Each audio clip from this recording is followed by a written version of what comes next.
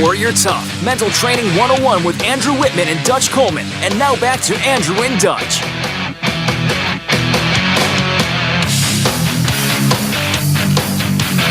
All right, we're back at it. Use the hashtag GetWarriorTough on the Twitter. Dutch is at the Dutch Coleman. I'm a Warrior Tough PhD. You can get a hold of us at GetWarriorTough.com. Call the office 864-977-1443. There's a plethora of ways to get a hold of Dutch and I. Check us out on LinkedIn, the Facebook, the YouTube page. We're everywhere, Dutch. Yep, we're not hiding. We're trying to give everyone every opportunity to get a hold of us. Our goal is to touch as many people as possible. So we're here. We are here. Okay, so before the break, we started to roll into this soft skill. We're talking about soft skills and why you should hire veterans and D1 athletes to help your culture out. This is a huge one, and that's withstanding burnout. That D1 athletes and veterans withstand burnout better than the average bear, because generally they've been tested beyond what we normal people, civilians, people on the couch, people in the stands, would consider normal limits, tested well beyond that. So they got stamina and endurance for stress. So most veterans and D1 athletes are mentally tough and resilient because they've been through far more difficulty and stress than you can even imagine. They've been there, done that, got the T-shirt, coffee mug, souvenir shot glass, and all of that was done before they were in their mid-20s. The funny thing is their preparation alone, the repeated preparation that they had on a daily basis was much more difficult than what the average person is doing in industry. And so we're not even talking about the performance phase. No, just the schedule, man. Just keeping up with the schedule. And the demands. You're talking about the demands, the physical demands, the mental demands on a daily basis. We're talking about people having to come in and punch a clock for 8 hours and to be productive. When you're talking about people breathing down your neck and having to perform, it's like the 18 performance hours. Occurs. Right. Exactly. The performance occurs every day. It's continuous. Drew and I were laughing because we picked him up at the Citadel. I brought him home for an overnight, so that's a military college, so he's got like the best of both worlds down there, right? So it's the D1, that whole D1 atmosphere plus the military. I said, man, you guys get more done before 9 o'clock than most people do all day. He's like, you ain't kidding, Dad. I said, that was like an Army recruiting commercial back in the day. We do more before 9 a.m. than most people do all day. But it is absolute fact that, they're up at 4:55 to fall out for PT, and we're rolling. And we would run early morning PT, Dutch, in the summer at Camp Lejeune. It's a swamp. So in order to get our run in before they called Black Flag, it got too hot, we would go at 4 in the morning. Well, I tell you that. And we would joke about, because the lieutenant would take off, and it's a dead sprint at 4 in the morning. And we'd be like, hey, is there a movie on this flight? And stuff like that.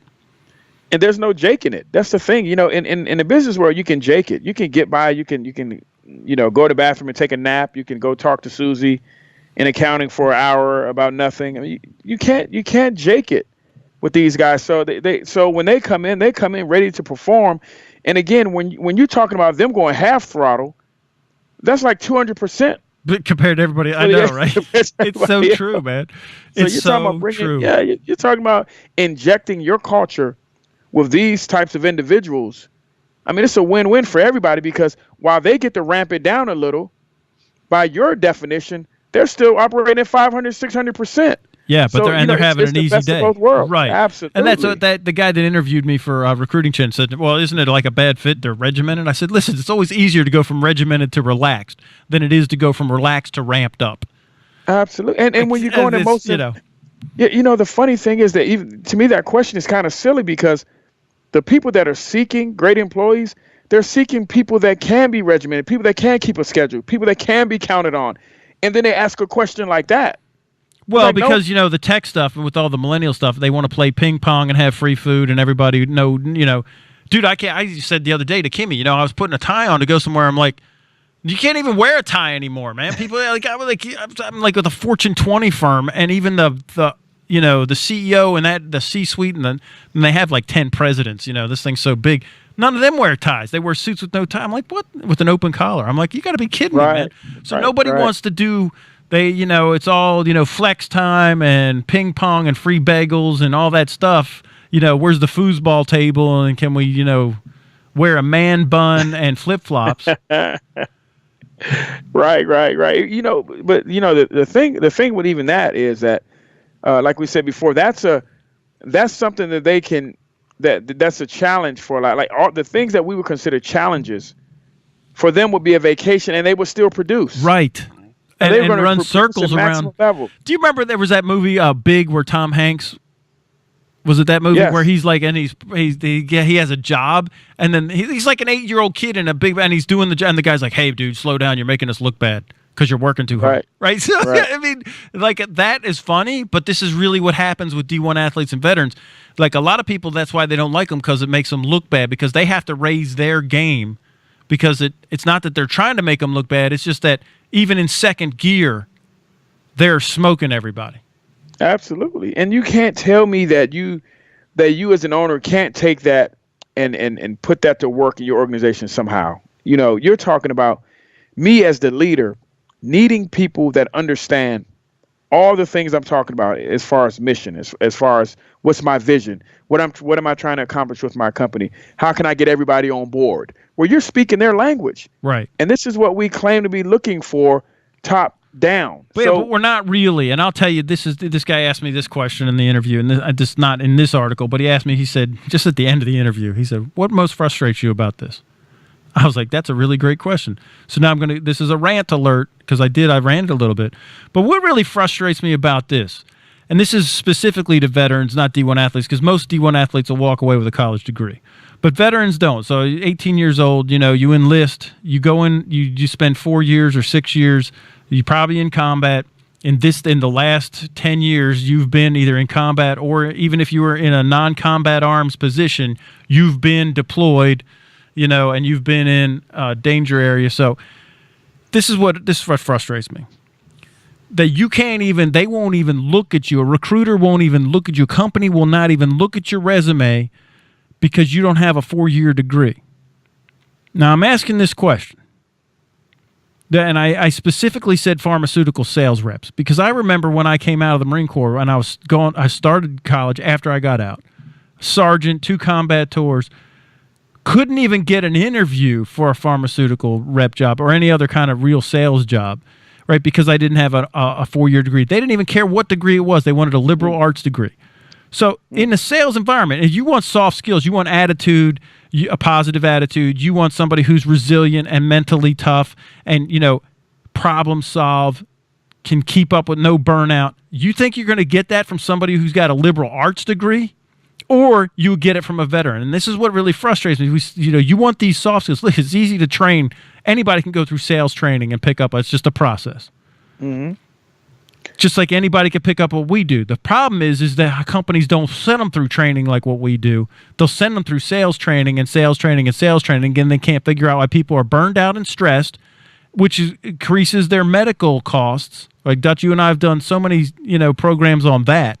Of how many billions of dollars that stress causes. Most doctor's appointments are based on stress, right? So, and that's very frustrating that we're not looking at these veterans because they don't have that liberal arts degree. But I'll put somebody with a degree in basket weaving, a BA in basket weaving. Well, we'll look at them.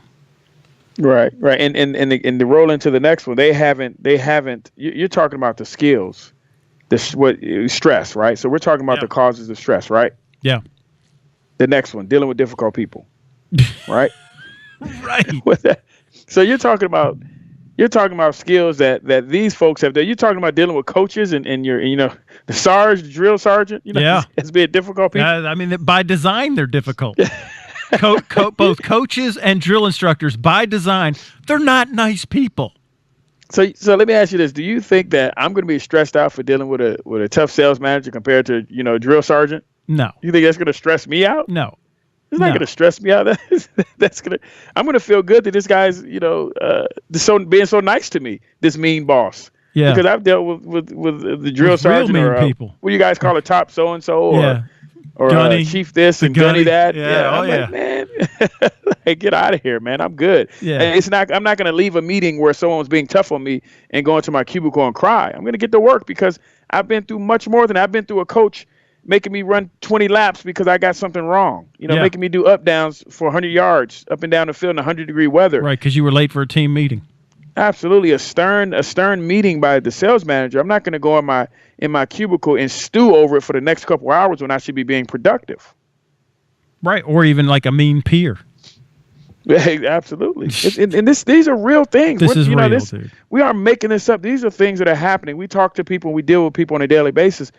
These are real life things, real life situations. While they sound funny, many of you should be at home right now shaking your head going, yeah, that's true. Either you've been through it, you've seen someone gone through it. This is real stuff. We get consumed with how someone made us feel. He disrespected me. She disrespected me. He yelled at me. She yelled at me. They didn't have to say it that way. Well, maybe you're right. But what if you had a person that never crossed their mind and they were focused on the mission? They were focused on the task and they weren't focused on, and I'm not excusing any behavior by anybody, by those difficult people, but we're saying there's a time, there's time and places. And most of the time I need to get the job done. I need to be focused on the mission and get my work done. And I'll deal with that stuff later. Right. And both with veterans and D1 athletes, right, that by design, they deal with difficult people and different communication styles because they've been trained to put more weight on what was actually said to them and not how it was said to them. Absolutely. We got about 30 seconds left. Me and you both in our experiences could come up with a bunch of different people and examples. In this area alone, we could spend an hour on this alone. Yeah, we could. You're right. We could. I mean, and people get so hung up on it. Well, he didn't have to say it that way.